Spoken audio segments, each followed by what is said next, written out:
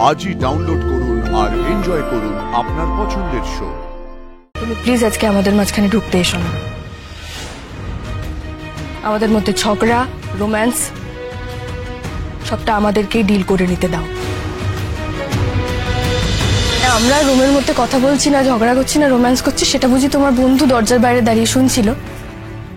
Rai come on ইয়ার please. Simi ওই ধরনের মেয়েই না, অন্য রকমের মানুষ। হ্যাঁ, হড়বড় করে কথা বলে ঠিক, কিন্তু ওর মনটা খুব ভালো, ভালো মনের মানুষ ও। আর ও যেগুলো বলে না সেগুলো মিন করে বা বুঝে বলে না ওইগুলো। তুমি ওকে বড্ড বেশি ভুল বুঝছো। আর কাকে কাকে ভুল বুঝছি আমি?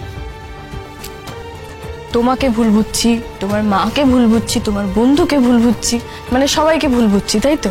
প্লিজ ইয়ার প্লিজ, এতটা ওভার রিঅ্যাক্ট করো না তো তুমি সবকিছু নিয়ে।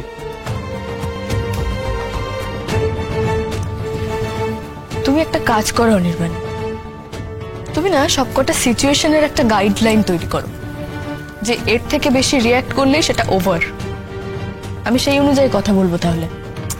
আই প্লিজ, এভাবে চললে খুব মুশকিল রাই, খুব মুশকিল। তুমি কি ইচ্ছে করে করছো এগুলো?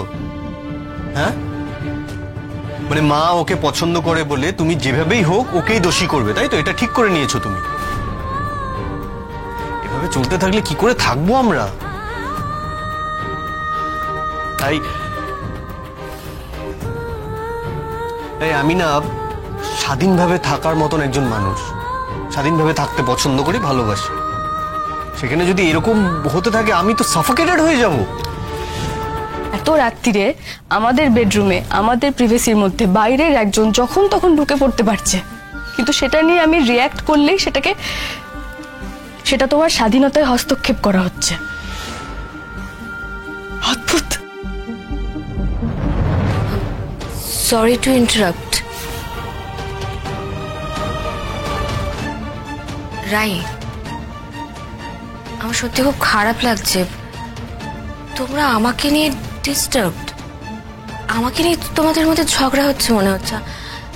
এরকম কিন্তু হওয়ার কোনো কারণ নেই রাই। মানে বানি, কি হচ্ছে? প্লিজ, আমরা বিবাহিত কাপল তো, এত রাতে আমাদের বেডরুমে আমাদের কিছু প্রিভেসি থাকে, ভীষণ পার্সোনাল কিছু কথাও থাকে। এতদিন আমরা নিজেই সেগুলোকে ডিল করে এসেছি, পরেও তাই করব। তুমি প্লিজ আজকে আমাদের মাঝখানে ঢুকতে এসো না। আমাদের মধ্যে ঝগড়া, রোম্যান্স সবটা আমাদেরকেই ডিল করে নিতে দাও।